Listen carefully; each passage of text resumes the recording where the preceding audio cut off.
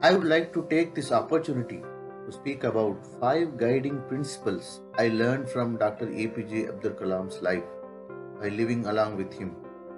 I will mention few incidents and discussions with my grandpa, Dr. APJ Abdul Kalam, to explain further. First is integrity. In many of his speeches and his books, he mentions an incident.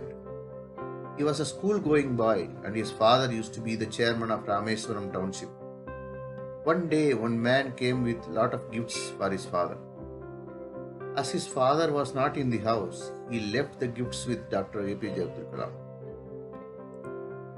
His father came back and was very angry with Dr. Abdul Kalam for accepting the gifts. Grandpa Dr. Abdul Kalam used to tell me that from that day onwards, he never took a gift. He realized from his father's words that gifts make one vulnerable or others' demand if you ever accept them. He maintained the same level of integrity all through his life. After many years, when he became President of India, everyone was praising him, and I mentioned it to him. In return, he said a person should bring value to the chair, not the other way around. I have mentioned this incident in detail in my book Greatness Unlimited, Learning from the Life of Dr. APJ Abdul Kalam. I experienced his level of integrity with the following incident also. He asked me to get 53 of my family members, including about 15 children from Rameswaram in the year 2004. I thought it was going to be an easy task. He made me the project manager from the family side. He made us maintain a file where every expenditure was meticulously recorded and every detail was captured.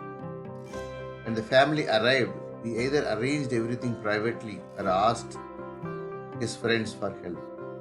He never used any of the government privileges a President of India normally has. When we completed the project, he paid every single bill to both the government and the private parties from his own funds. To further know about his integrity, normally we used to hear a lot of family members staying with President of India.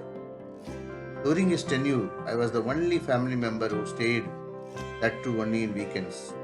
He paid for my bill and laundry expenses whenever I stayed with him. Second is knowledge acquisition. When he became President of India, I fortunately landed a job in Delhi. So the previous day, before I joined my work, he met me in the evening and took me for a walk across the Mughal garden. He said that in the next few years, you will meet a lot of people of power, influence, and knowledge. But I want you to treat this Rashtrapati Bhavan as a university and learn from all the people you meet. In those golden years, I met many vice chancellors, researchers, prime ministers, former prime ministers, musicians, industrialists, and sportspersons. But I never forget all I had to do is to talk to them and get whatever knowledge I could get.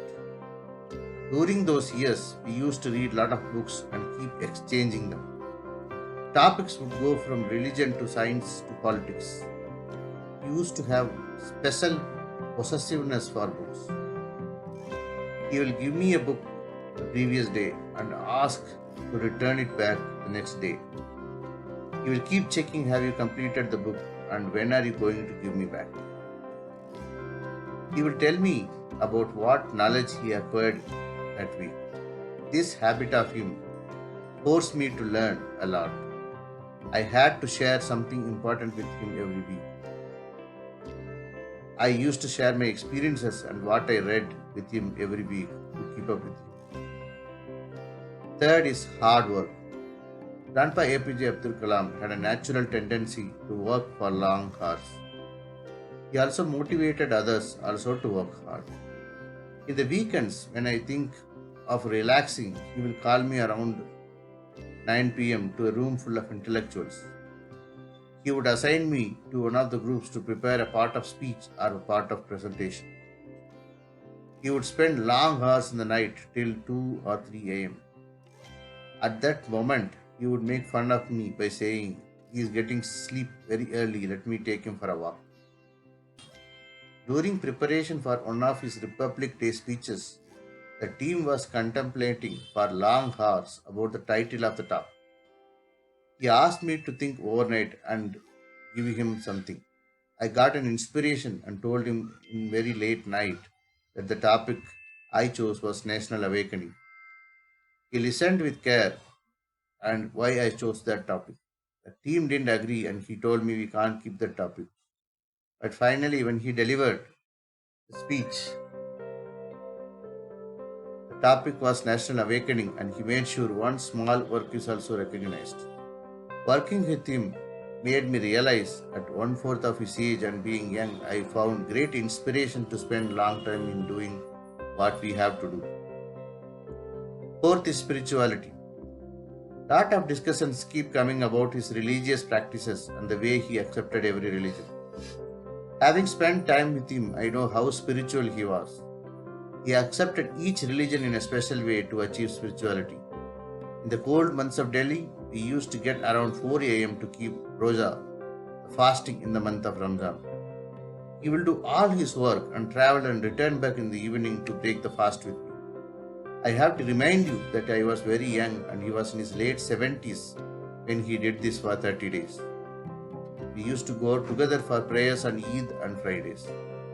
He will make sure we get before time because he would say, as a President of India, I cannot be late before God. His strong belief in spirituality led him to work with other religions and religious leaders. He worked with an initiative Furak for harmony of religions. Fifth is service to society. He used to ask students and me, what would you like to be remembered for? You have to evolve yourself and shape your life. You should write it on a page. That page may be a very important page in the book of human history. And you will be remembered for creating that one page in the history of the nation. Whether that page is the page of invention, the page of innovation, or the page of discovery, or the page of creating societal change, or a page of removing the poverty, or the page of fighting injustice against voiceless citizens, or giving good governance to the citizens. End quote. He used to ask me every week, what did you do this week? Did you create something that will help this country? Did you do something new? Did you serve someone in your family or society? I had to find my own answers. I'm sure everyone hearing this also will find their answers. All the above would lead to think about who we are and whether we can live with these kind of principles guiding us in our lives. I will end this with a quote from him which is very appropriate. Friends, I have so far met 21 million youth in India and abroad in a decade's time. I learned every youth wants to be unique, that is you. But the world around you is doing its best day and night to make you just everybody else. The challenge, my young friends, is that you have to fight the hardest battle which any human being can ever imagine to fight. And never stop fighting until you arrive at your destined place. That is a unique you. Thank you.